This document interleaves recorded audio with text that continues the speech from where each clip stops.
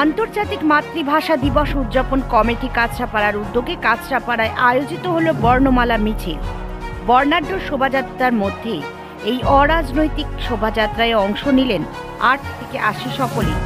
গান ও কবিতার মধ্যে দিয়ে কাঁচরাপাড়া পুরাতন পৌরসভা থেকে কাঁচরাপাড়া কলেজ মোড় পর্যন্ত বর্ণাঢ্য পদযাত্রার পর কাঁচরাপাড়া কলেজ মোড়ে ১৯৫২ সালে ভাষা আন্দোলনের শহীদদের উদ্দেশ্যে শহীদ মিনার স্মারকে ফুল ও মাল্যদান করে সমাপ্ত হয় এই শোভাযাত্রা। শুনুন কি বললেন আন্তর্জাতিক ভাষা দিবস উদযাপন কমিটির যুগ্ম আহ্বায়ক Sagnik Banerjee. Bureau report, news ২৪ Bangla live. আপনারা জানেন সবাই যে ১৯৫২ সালের ২১শে ফেব্রুয়ারি বাংলা ভাষাকে নিজের মাতৃভাষা হিসেবে স্বীকৃতি পাওয়ার দাবিতে আবুল, রফিক, বরকত, জব্বররা যে আত্মবলিদান দিয়েছিল সেই দিনটিকে মনে রেখে ২১শে ফেব্রুয়ারি আমরা আন্তর্জাতিক মাতৃভাষা দিবস পালন করি এবং তাদের যে স্মৃতির উদ্দেশ্যে এবং তাদের যে ভাষার প্রতি যে অবদান, সেই অবদানকে স্মরণে রেখে আমরা আজকে কাঁচরাপাড়ার বুকে এই বর্ণাঢ্য শোভাযাত্রা রেখেছি। একই সাথে তাদের যে তারা বাংলা ভাষার প্রতি তাদের যে অবদান, সেই অবদানকে আমরা স্মরণ করে আজকে তাদের স্মৃতির উদ্দেশ্যে এখানে মাল্যদানের একখানা আয়োজন করেছি। হ্যাঁ, আমরা দেখুন এই অনুষ্ঠানটা সম্পূর্ণভাবে একটি অরাজনৈতিক অনুষ্ঠান এবং আমরা যারা নিজের মাতৃভাষাকে ভালোবাসে এবং মাতৃভাষাকে সম্মান করে, একইভাবে নিজের মাতৃভাষার উপর অন্য ভাষার যে অগ্রাসন, সেই অগ্রাসনের বিরুদ্ধে গর্জে ওঠে, আমরা সেই সকল মানুষের কাছে গেছিলাম এবং সেই সকল মানুষ তাদের মধ্যে যাদের সময় হয়েছে তারা সময় বের করে আমাদের এই কর্মসূচিতে অংশগ্রহণ করেছেন। এবং আপনারা দেখবেন যে এখানে অনেক অরাজনৈতিক লোক রয়েছে যারা কোনো না কোনো সময় বিভিন্নভাবে সমাজে যে ঘটনা ঘটছে সেই ঘটনাগুলির বিরুদ্ধে গর্জে উঠেছেন এবং তারাই এই মিছিলে অংশগ্রহণ করেছেন।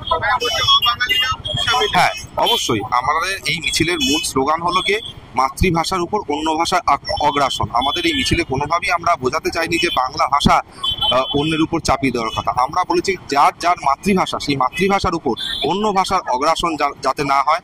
আমাদের যে মাতৃভাষা, যেই ভাষায় আমরা ভাবি, যেই ভাষায় আমরা স্বপ্ন দেখি, সেই ভাষার যে তাৎপর্য, মাধুর্য, সেটা যেন বজায় থাকে, সেটার মধ্যে দিয়ে আমরা এই মিছিলটা করেছি।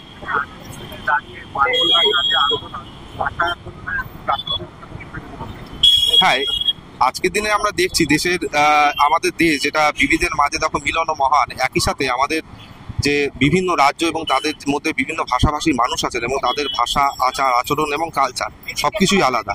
তার সত্ত্বেও আমরা একভাবে থাকছি, কিন্তু আমরা বিগত দিনে দেখেছি সারা ভারতবর্ষে মাতৃভাষাটাকে অবদমিত করে বিভিন্নভাবে একখানা রাষ্ট্রীয় ভাষা তুলে আনার পরিকল্পনা চলছে।